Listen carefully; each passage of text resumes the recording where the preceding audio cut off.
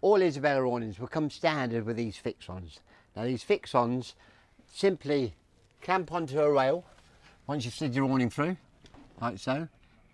Put a lever down and they stay on there. And that's what your actual poles go into. But the FixOn itself has got a couple of little features.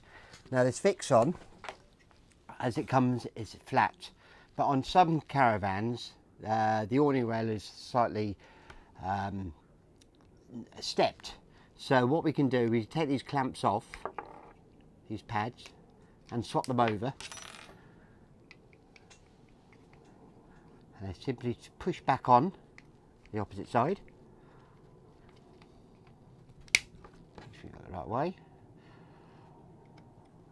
So they end up being stepped. And you can take them off the other way by putting this fat one onto the thin one and vice versa to have the step the other way. And it gives you the best pressure against your caravan and making the awning nice and secure.